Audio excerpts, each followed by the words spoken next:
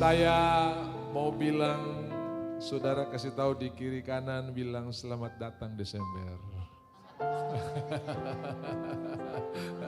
Ini ber terakhir dan 337 hari sudah Tuhan pelihara kita di tahun ini. Tinggal 28 hari, semua karena kebaikan Tuhan.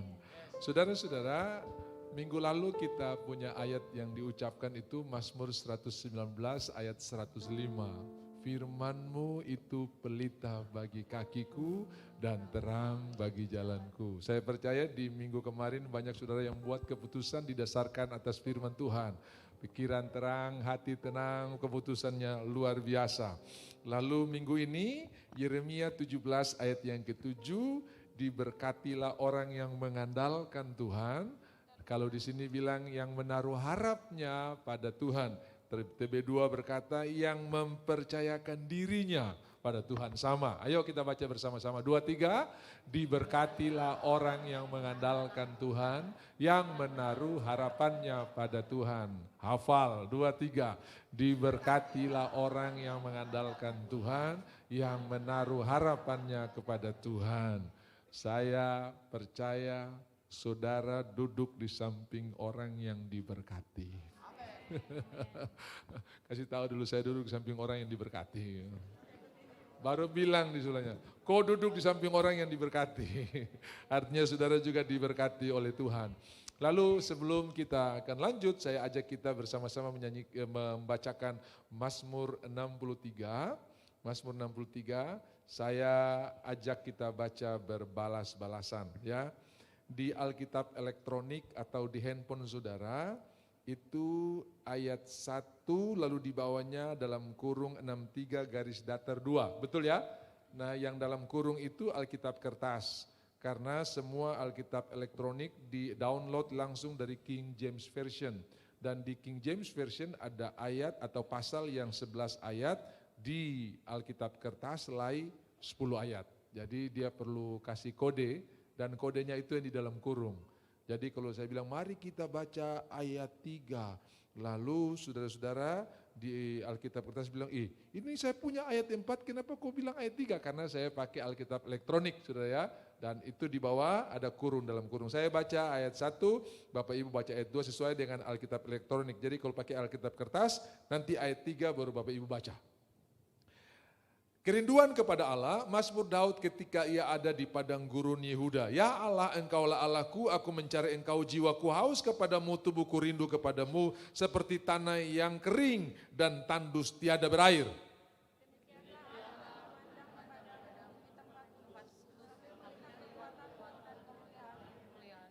Sebab kasih setiamu lebih baik daripada hidup, bibirku akan memegahkan Engkau.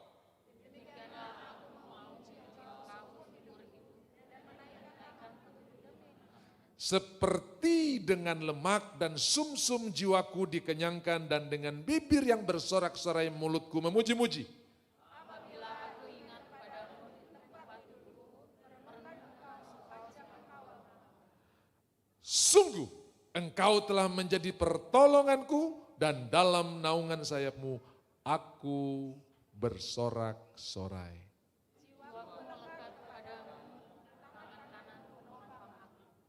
Tetapi orang-orang yang berikhtiar mencabut nyawaku akan masuk ke bagian-bagian bumi yang paling bawah.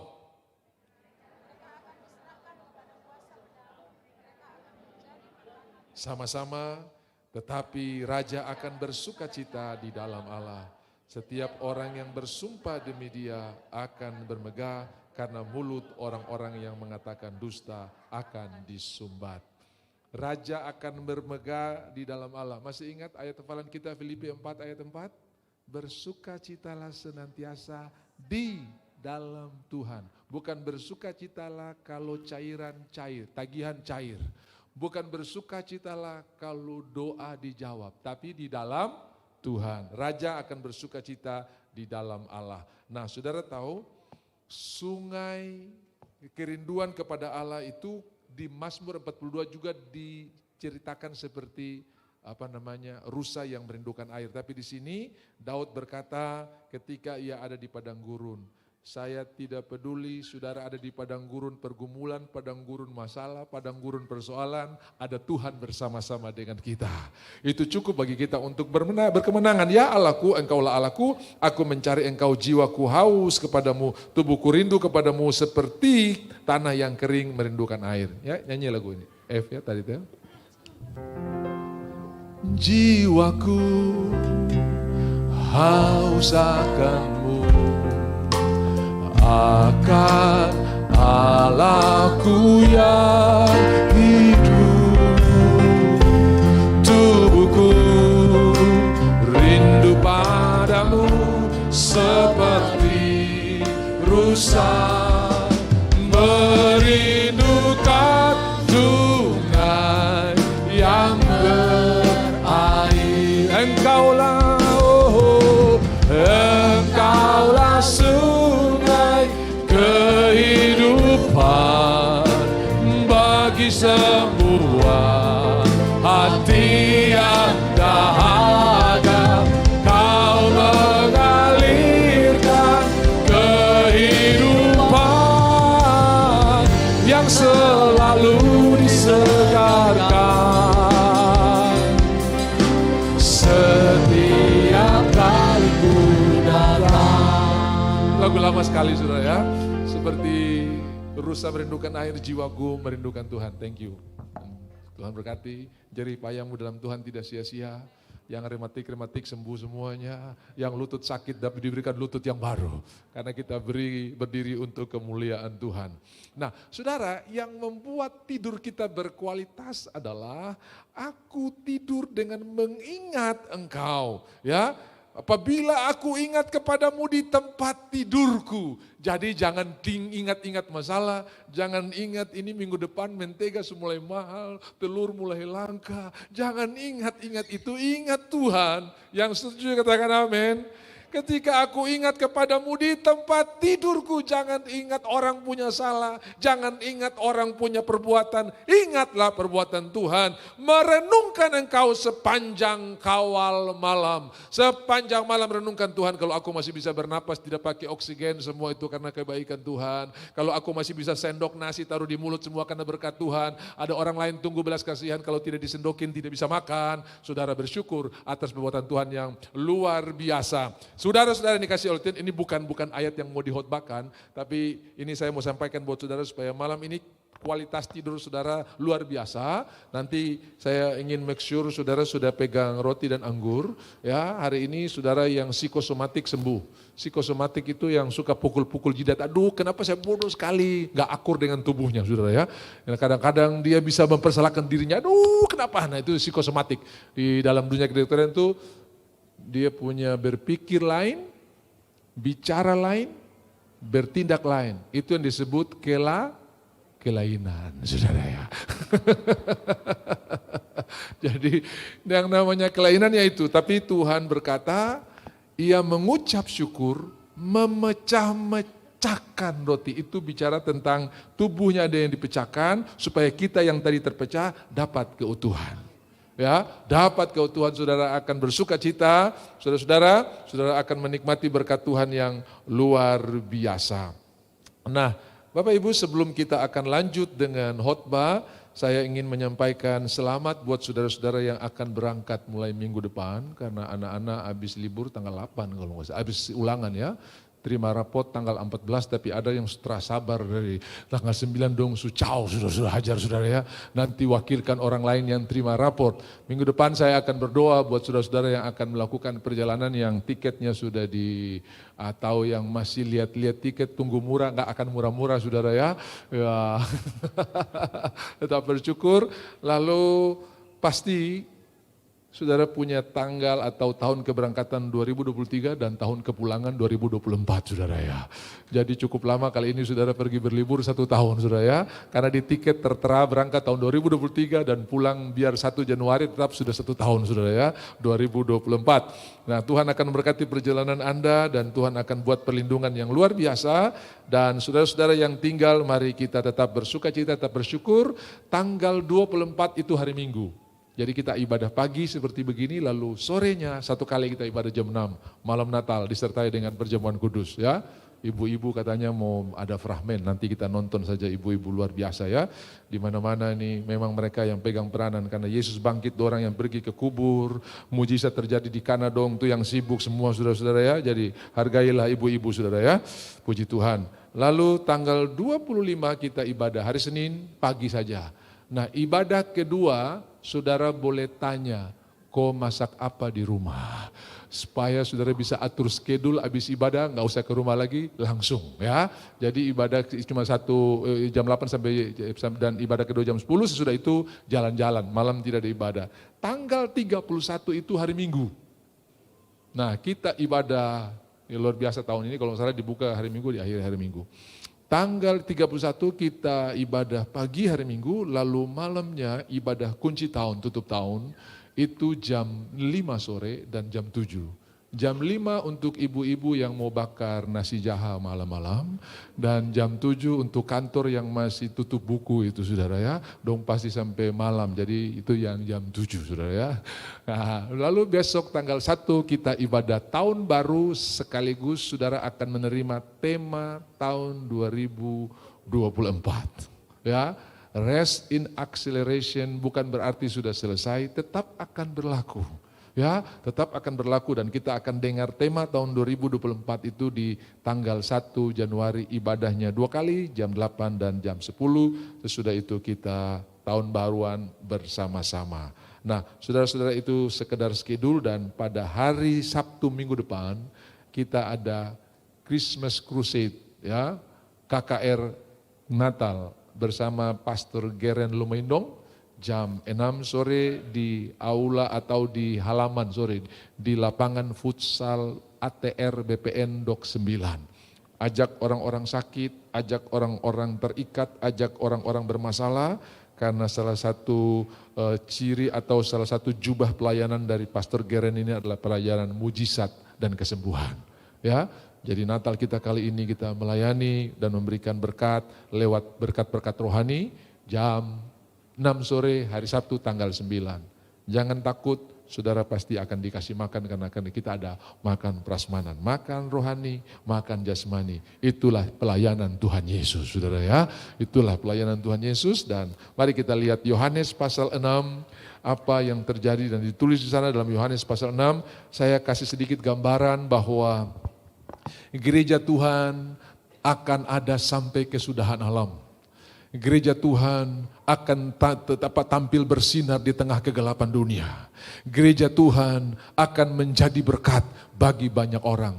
Di dalam 1 Korintus pasalnya yang ke-11, waktu Paulus menjelaskan tentang perjamuan kudus, mulai dari ayat 23, sebab apa yang kuteruskan kepadamu telah aku terima daripada Tuhan.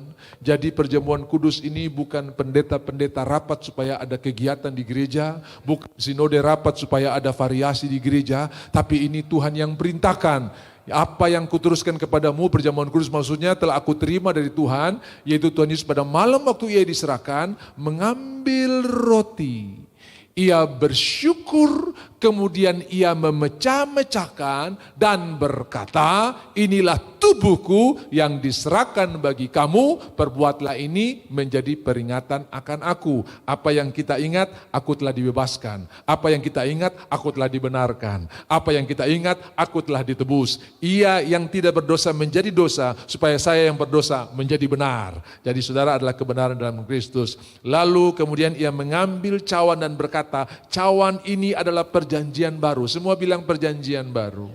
Apa itu perjanjian baru? Tuhan yang akan mengerjakan bagi kita. Dalam perjanjian lama, seberapa baik engkau, demikianlah engkau menerima berkat. Do good, get good, do bad, get bad. Bikin bagus, dapat bagus. Bikin jahat, dapat jahat.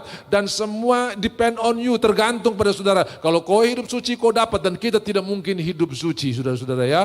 Lalu Tuhan rubah perjanjian dengan perjanjian yang baru. Aku menyertai, aku memberkati, aku akan. Di dalam perjanjian lama, dosa menular, penyakit menular. Kalau ada orang yang sakit lepra atau kusta atau lelehan darah, waktu dia keluar dari tempat pengungsian, dia diasingkan di sebuah tempat, dan ketika dia keluar lewati jalan umum, dia harus berseru unclean, unclean, najis, najis, supaya orang tidak bisa menyentuh dia. Kalau orang menyentuh dia, orang yang bersih jadi najis. Itu sebabnya Elia tidak keluar tumpang tangan kepada Naaman, karena Elia ada dalam perjanjian lama. Dan kalau dia tumpang tangan kepada Naaman, dia pun ikut jadi najis, karena Naaman sakit kusta. Makanya dia bilang, pergi mandikan dirimu di sungai Yordan benamkan 7 kali. Saudara-saudara, tapi dalam perjanjian baru, waktu Tuhan selesai khotbah di atas bukit, dia turun, ada orang kusta yang berkata begini, maukah engkau menyembuhkan saya? Dia tidak tanya, dia tidak meragukan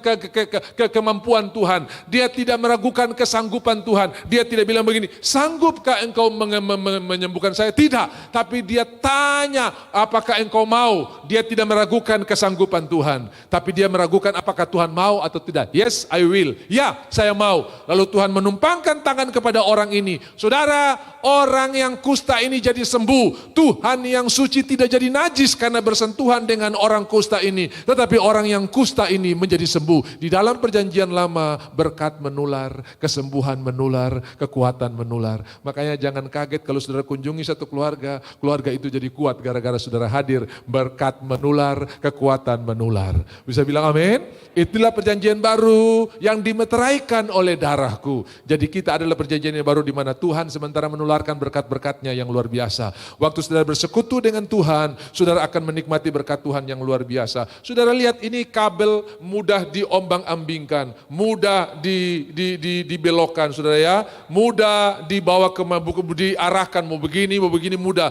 Tapi ketika kabel ini melekat di mic ini, maka tanpa sadar kekuatan mic ini atau kekuatan besi ini sudah menjadi bagian kabel ini.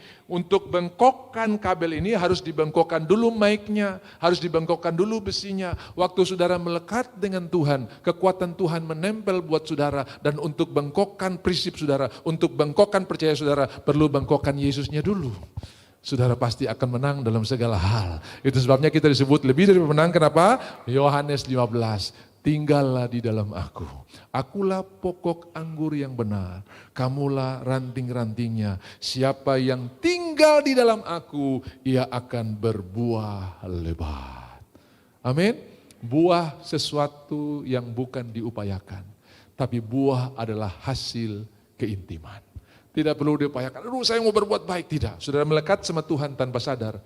Saya lebih sabar nih. Saya tergampang tersinggung. Kenapa? Karena berkat dari Kristus sudah menular dalam hidup saudara. Saya berdoa di sisa 28 hari ini berkat Tuhan menular dalam hidup saudara. Yang percaya bilang amin. Mari kita lihat Yohanes pasal 6. Yohanes pasal 6 ini cerita bagaimana Tuhan memberi makan 5.000 orang. Sudah tahu persis cerita ini, bagaimana hanya ada 2 ekor ikan, 5 roti, tapi mari kita akan pelajari dulu ayat-ayat yang luar biasa ini.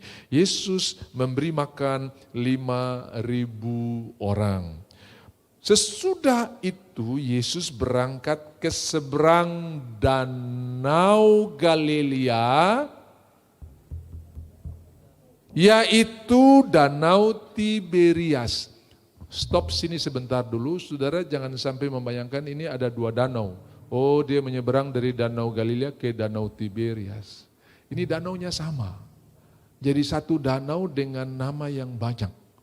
Disebut juga Danau Galilea karena ada di daerah Galilea.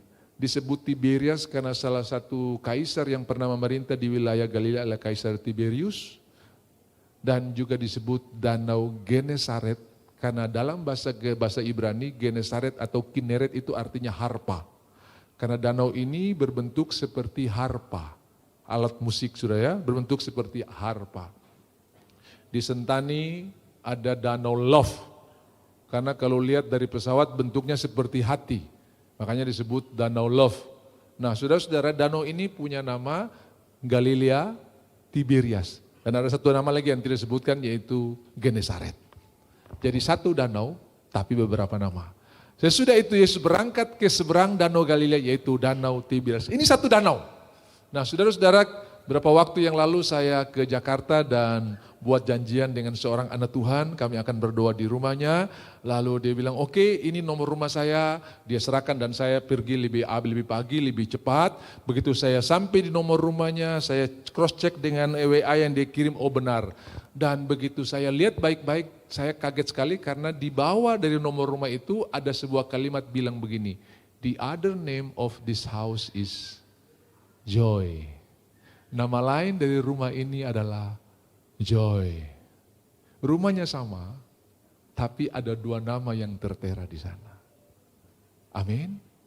Namanya Kristo Ansanai, tapi ada nama lain yang diberikan Tuhan kepada kita. Kepadamu diberikan kuasa untuk menjadi anak-anak Allah. Orangnya sama, tapi namanya berbeda. Haleluya, orangnya sama.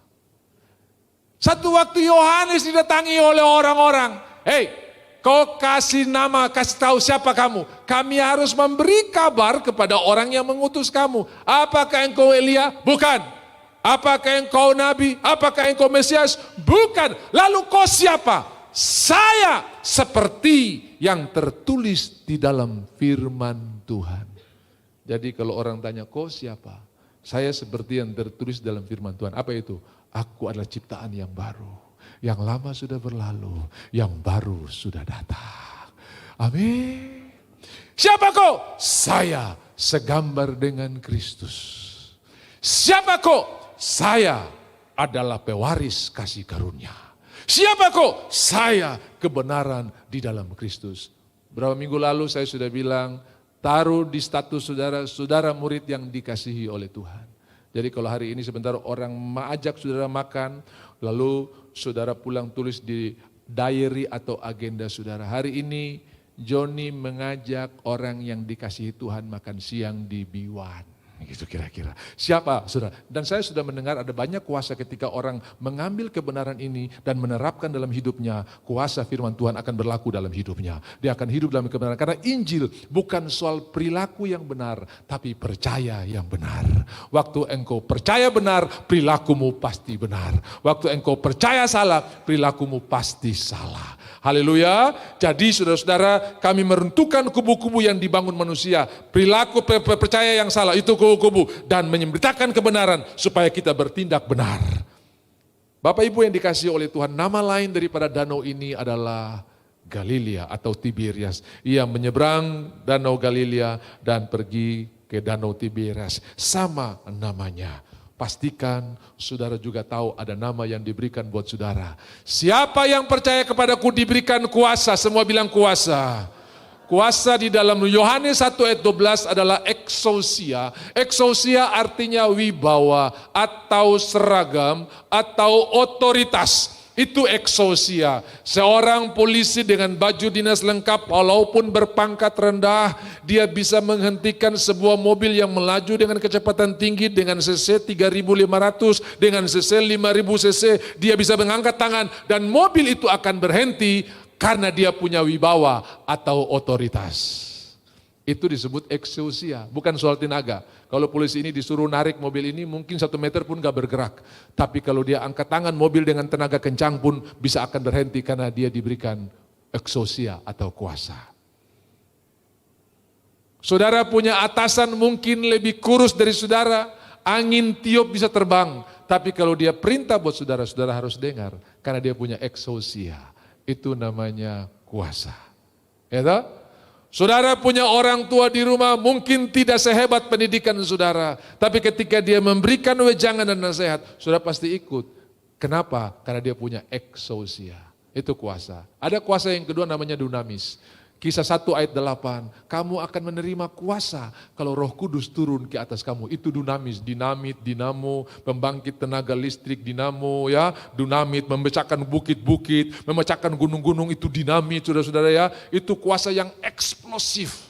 Itu kuasa yang meledakan. Dan itu juga Tuhan berikan kepada kita. Ketika Simon Petrus berhadapan dengan orang yang lumpuh. Dia berumur 40 tahun. Dia pikir Simon Petrus akan rogoh caku untuk memberikan uang kepada dia. Karena di tiap hari di pintu gerbang emas atau pintu gerbang elok, sekarang namanya Golden Gate, saudara-saudara ya. Dia duduk di sana dan meminta-minta. Lalu saudara-saudara Petrus berkata, aku tidak punya emas, aku tidak punya perak, tapi yang aku punya, aku berikan kepadamu. Dalam nama Yesus orang Nazaret, bangkit dan berjalannya. Itu kuasa yang eksplosif. Seketika itu juga ia bangkit dan berjalan. Saudara diberikan kuasa yang sama. Amin. Makanya waktu saudara berkata dalam nama Yesus pergi, setannya pasti pergi. Karena saudara ada kuasa di dalam nama yang diwakilkan. Saya datang atas nama Yesus, pergi. Saya datang atas nama Panglima, siap. Walaupun yang datang kurir, tapi kalau datang nama Panglima, semua orang pasti tunduk. Kita datang dalam nama Yesus. Dan setan berkata, siap. Ada kuasa yang menyertai kita. Yang percaya katakan amin. Itu ada pada saudara. Setiap orang yang percaya diberikan kuasa menjadi anak-anak Allah. Ketika saya pulang dari Asmat, saudara. Sebelum pergi mereka bilang, Pak Pendeta, kita tunda dulu KKR karena hujan belum turun-turun. Saya bilang nanti habis KKR hujan turun. Kenapa tidak sebelum KKR atau sementara KKR? Nanti kok alasan mau tampung air terhadap ibadah. Ya tunggu. Oh sudah. Udah. Sesudah KKR, saudara-saudara, waktu itu pesawat yang layani KEWR baru satu, sekarang sudah ada beberapa maskapai. Waktu itu masih maskapai dari Lion Air, Wings. Malam di mana saya tiket saya akan berangkat besok pagi, malam itu dari maskapai kirim kepada orang yang pesan tiket saya bahwa pesawat cancel, tidak berangkat besok. Dong tidak mau kasih tahu ke saya malam itu. Dong pikir nanti kasih tahu besok supaya tong tahan pendeta ini 1 malam lagi, tong tambah KKR 1 malam lagi. Saya bilang saya sudah ada jadwal, kenapa kok? Bapak ini sebetulnya dari malam tong sudah dapat kabar dari maskapai, cuma kami sengaja. Saya bilang tidak, kalau saya tidak berangkat hari ini saya punya jadwal rusak semua. Jadi cari speed, siang dong sengaja kasih tahu sudah siang nih ombak, cari speed. Kalau dia tidak mau bawa saya yang bawa speednya. Sudah, akhirnya datang sudah pergi. Oke, saya jalan ya Bapak semoga berhasil. Di tengah jalan saudara. Malam sebelum saya besok pagi sebelum saya berangkat hujan. Jadi saya bilang betul toh, habis KKR kan hujan. Tapi pagi-pagi sebelum saya berangkat Bapak, betul Bapak sudah bilang hujan tapi terlalu lama tendonnya masih setengah, belum full. Oh ya percayalah. Sudah tahu begitu saya jalan, di tengah jalan hujan deras. Nah speed saya tidak ada rumah. Terbuka hujan deras. Terus saya bilang begini, hujan, saya tidak perlu kau di laut ini. Yang perlu tuh orang-orang dari dompu tendon masih setengah. Ini yang bawa ini bukan orang Kristen, dia tidak tahu saya bicara-bicara, dia pikir ada mantra-mantra, pokoknya saya bicara Tuhan, saya lihat itu ya, saya tidak perlu barang ini. Lalu saudara-saudara, saya bilang ya hujan, kau balik ke belakang pergi ke Asmat sana, saya tidak perlu kau di laut. Tiba-tiba saudara, teduh. Begitu saya sampai di Pomako ada signal, saya bilang, saya sudah tiba di Pomako dengan selamat. Dong bilang begini, Bapak di sini hujan keras. Dong tak tahu saya ada perintah itu dari laut pergi di sana, saudara ya. Kenapa? Karena Tuhan berkata dalam Yohanes 1 ayat 11, ia datang kepada milik kepunyaannya, no gender.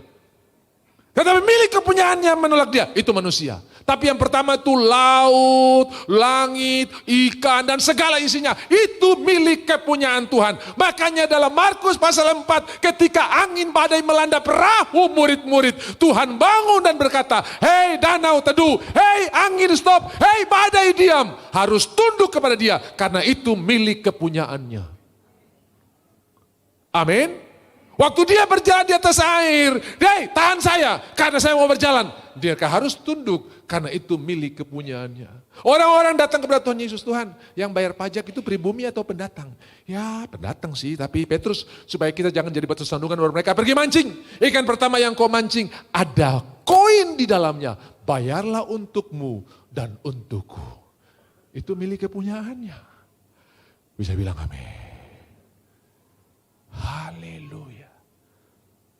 Pernahkah engkau berkata, sel-sel yang terlaku di dalam yang dokter baru vonis kau ada kanker, pergi dalam nama Yesus. Mereka harus tunduk. Karena engkau diberikan ekousia dan diberikan dunamis. Persoalannya kita belum pernah praktek. Kira-kira Tuhan tolong kah tidak? Hari Minggu, yes saya percaya. Hari Senin, kira-kira Tuhan tolong kah tidak? Telepon pendeta, percayalah. Yes, Selasa percaya, Rabu, Tuhan bisa bantu saya kah tidak ya? Bilang kiri kanan, saya kenal orang itu. Senin semangat, Selasa down, ya. Ini namanya Kristen yo-yo. Bilang kiri kanan, kau bukan yo-yo. Ya. Ada juga Kristen tomat. Hari Minggu tobat, hari Senin kumat. Itu namanya Kristen tomat. Sekali percaya, tetap percaya.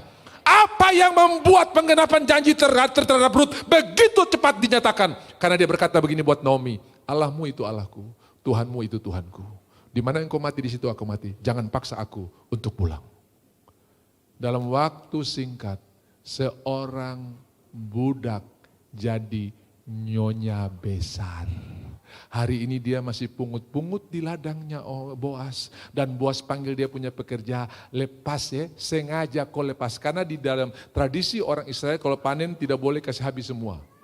Jangan kau goyang, kau pucingke sampai jatuh semua, jangan saudara ya. Kasih biar untuk orang-orang miskin. Begitu juga kalau panen padi jangan diambil semuanya. Sisakan buat orang-orang kita ini kalau boleh tong goyang sampai muda-muda jatuh semua saudara ya. Dia bilang jangan, itu ada hukumnya di sana saudara ya. Tidak boleh. Nah kamu lepas sengaja, lepas.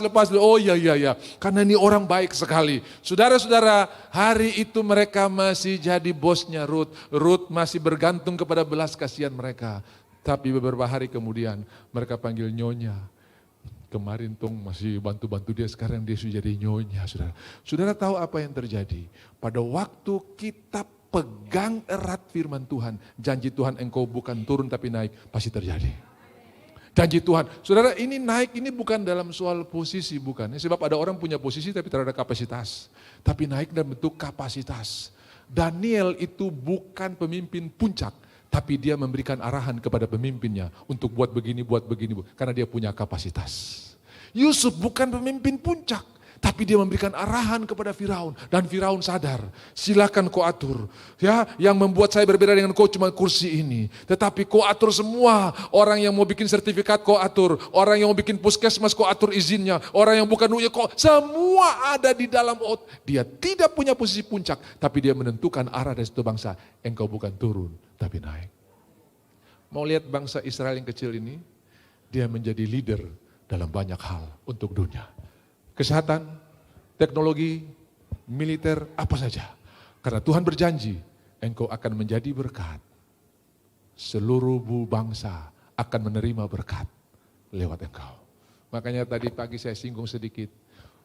Dari Mesir sampai ke Hamas, upaya orang untuk menghancurkan bangsa ini tidak pernah berhenti. Tapi coba kita lihat Mazmur 129. Apa yang ditulis di sana? Mazmur 129.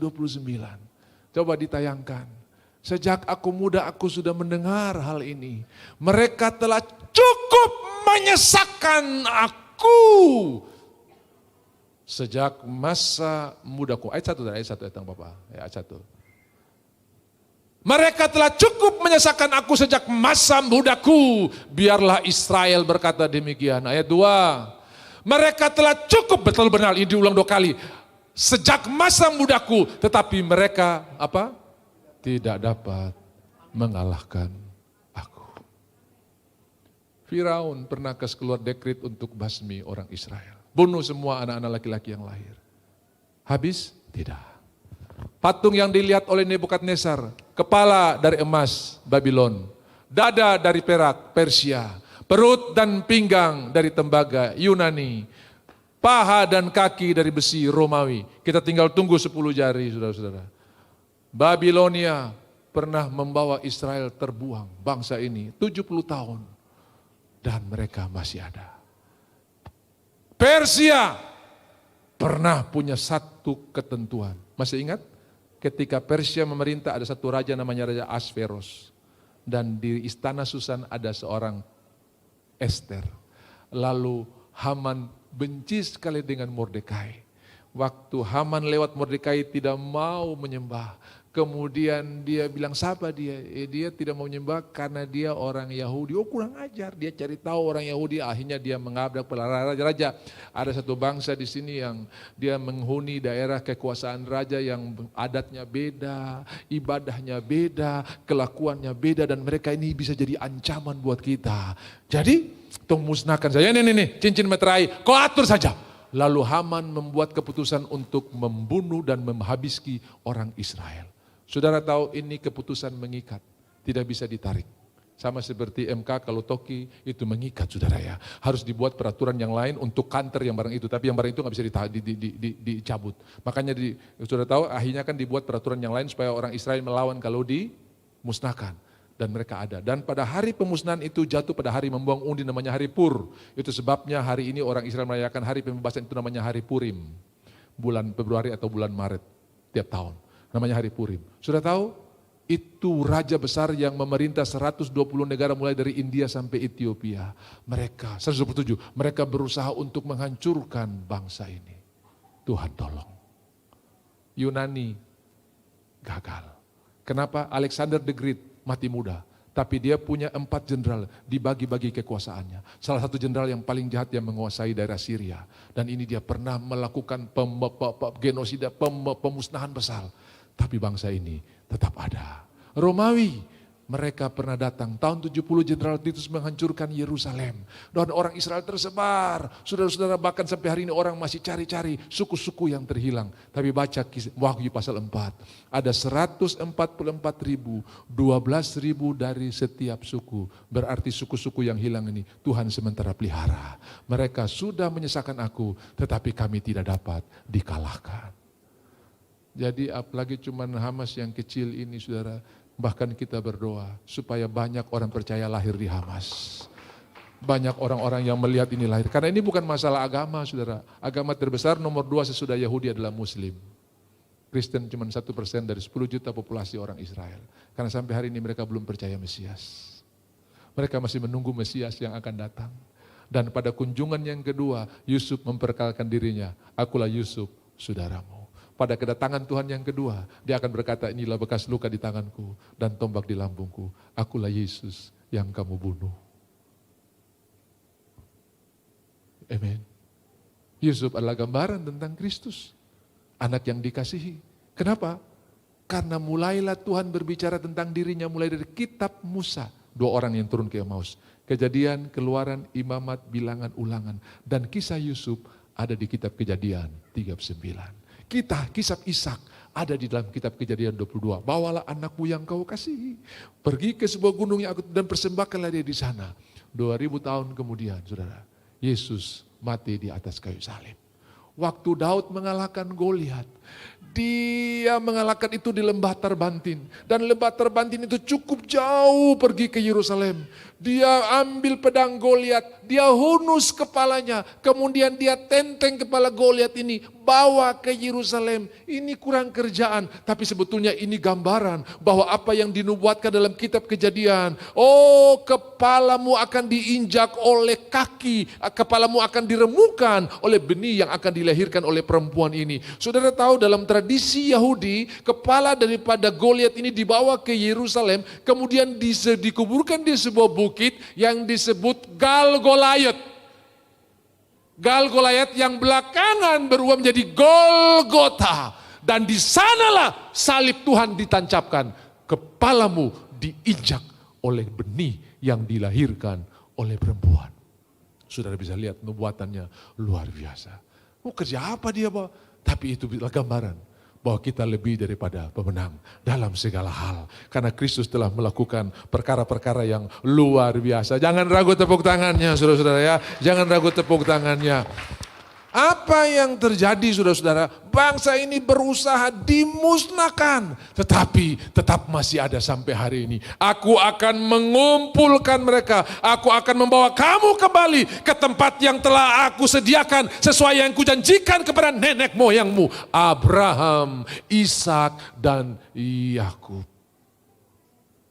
Bangsanya sudah hilang hampir 1900 tahun. Karena tahun 70 mereka mulai tersebar. 1948 mereka merdeka. Sudah kasih kurang. Hampir. Ya. 1800 sekian lah pokoknya. Udah hilang. Tapi Tuhan kumpulkan. Di hari lahir 14 Mei 1948, seluruh negara Arab bersatu untuk menghancurkan Israel. Mereka berkata, ini adalah hari lahir mereka, sekaligus hari pemakaman mereka. 6 jam sesudah mereka merdeka, seluruh kekuatan Mesir, Yordania, Arab, Libanon, dan Syria datang menggempur Israel. Itu namanya perang kemerdekaan. Tapi oleh pertolongan Tuhan, mereka sudah menyesakan aku sejak dari kecil. Tapi mereka tidak bisa mengalahkan kami, karena Tuhan. Tahun 63 perang 6 hari. Seluruh bangsa bersatu. Mesir sudah siapkan 450 pesawat jet di lapangan siap. Dan saudara-saudara, Israel sudah bilang sama Yordania, kau jangan ikut-ikut. Syria, kau jangan ikut-ikut. Mereka tetap bergabung. Dan di hari itu saudara, 6-day war, hari ke-7 hari perayaan. Selama 6 hari Tuhan menciptakan langit dan bumi. Hari ke-7 Tuhan istirahat. 6 hari mereka hajar. Namanya perang Yom Kippur, 6-day war saudara ya. Apa yang terjadi? Yordan tidak mau dengar. Yerusalem jatuh ke tangan Israel, di bawah otoritas Yordan. Dataran tinggi Golan jatuh ke Israel, di bawah otoritas Syria. Sampai masuk ke dekat Damaskus, sudah. Sampai masuk dekat Damaskus. Mereka telah menyesakan aku sejak aku muda. Tapi mereka tidak bisa mengalahkan aku. Apakah janji Tuhan? Ya dan amin. Sangat ya dan amin.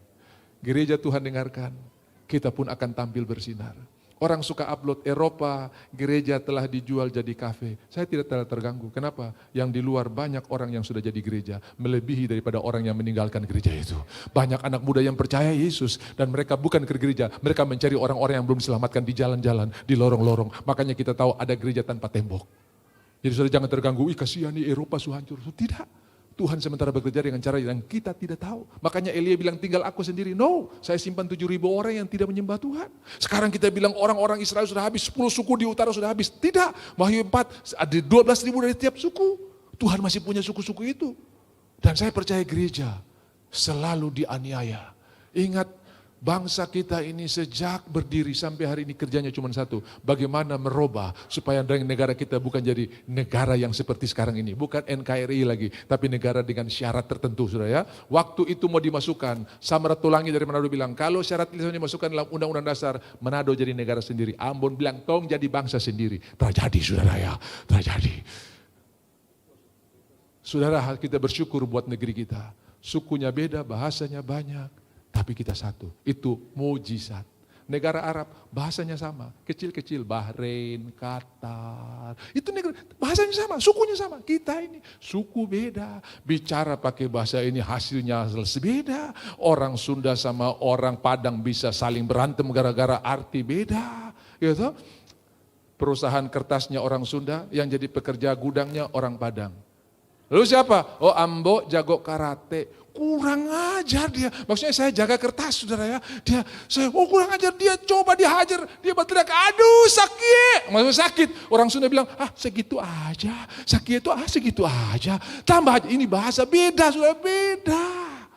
Beda.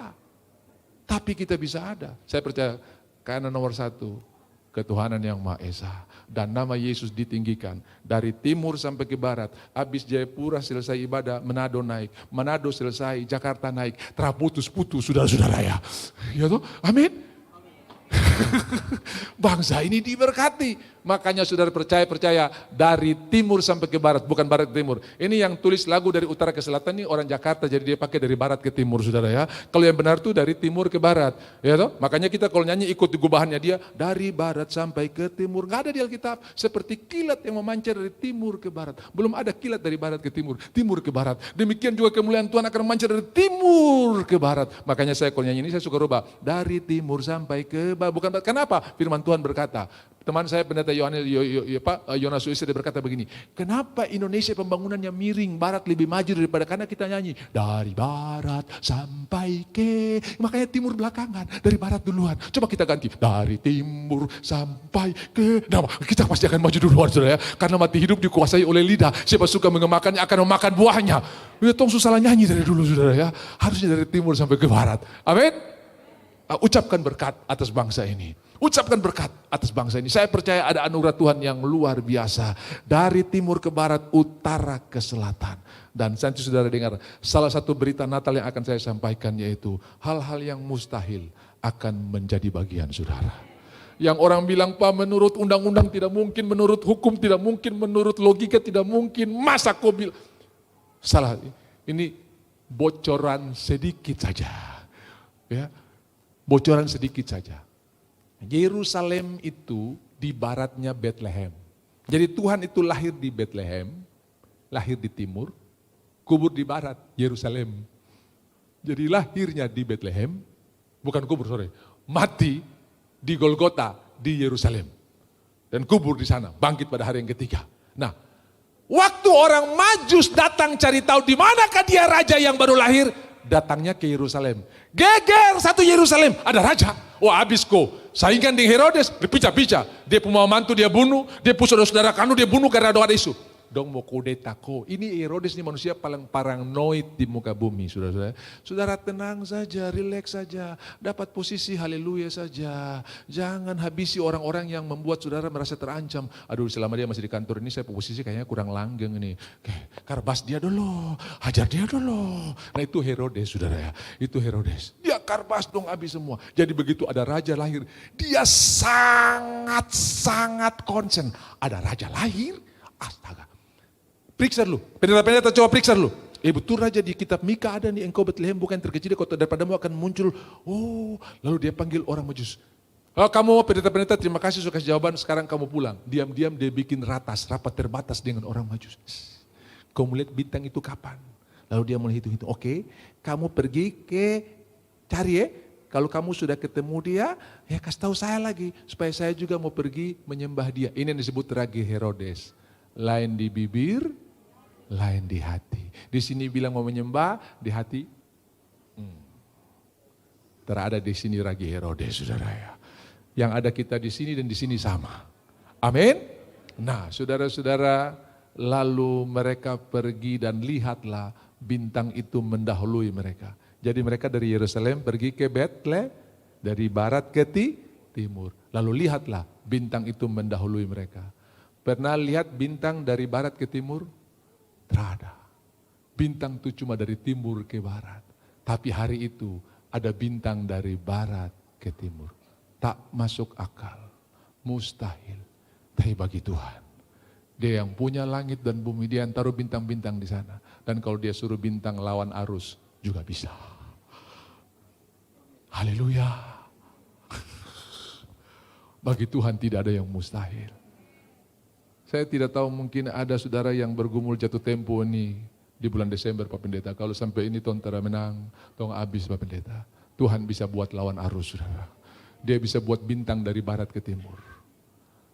Ketika seorang sahabat saya mengurus gereja di satu daerah yang sulit sekali. Dom bilang begini, kau tunggu ayam naik pohon kelapa, baru kau dapat itu izin. Saudara dengan doa pergumulan dan dengan sukacita mereka mengurus dan akhirnya teman ini balas kepada orang yang bilang kau tunggu ayam naik kelapa. Dia balas, kawan sekarang ayam sudah naik kelapa, izin saya sudah dapat. Saudara, apa yang mustahil bagi manusia tidak bagi Tuhan. Itu sebabnya percayalah, salah satu pesan Natal yang Tuhan sampaikan kepada Maria, Lukas 1 ayat 37, sebab bagi Allah tidak ada yang mustahil. Haleluya. Yang paling terakhir, saya percaya saudara ada dalam season yang diberkati. Tetap tenang, tetap sukacita. Kenapa? Karena engkau punya raja, namanya Tuhan Yesus, sanggup mengadakan dari yang tidak ada menjadi ada. Dan Tuhan tidak pernah mencari yang tidak ada pada saudara. Apa yang ada pada saudara, Tuhan sanggup melipat gandakannya. Tuhan tidak minta yang tidak ada. Apa yang ada padamu Musa, tongkat. Serahkan buat aku. Tongkat yang hanya biasa mengusir domba, menggembalakan domba. Tongkat yang sama dipakai untuk membelah laut merah, memukul sungai Nil jadi darah, memukul batu keluar air. Segala sesuatu yang diserahkan dalam tangan Tuhan, Tuhan akan buat menjadi indah.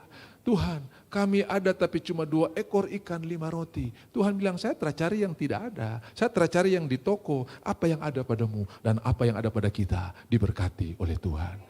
Jangan heran, saudara yang mungkin golongan gaji kecil, tapi karena saudara serahkan hidup dan saudara serahkan semua keuangan saudara ke dalam tangan Tuhan untuk bagaimana Tuhan mengaturnya. Saudara bisa bangun rumah, saudara bisa beli mobil. Pak, kalau hitung-hitung saya punya pendapatan ini tidak mungkin saya bisa. Tapi karena Tuhan, dia bisa buat lawan arus. Dia bisa buat berkat-berkat yang luar biasa. Karena dia punya bendahara di muka bumi ini sangat banyak. Makanya jangan jemu-jemu berbuat baik, sebab saatnya akan tiba kamu akan menuai dengan berkelimpahan. Orang yang menabur dengan air mata akan menuai dengan sorak-sorai karena kita melakukan segala sesuatu untuk Tuhan. Sebab Tuhan punya pekerjaan hanya menumbuhkan apa yang kita tabur.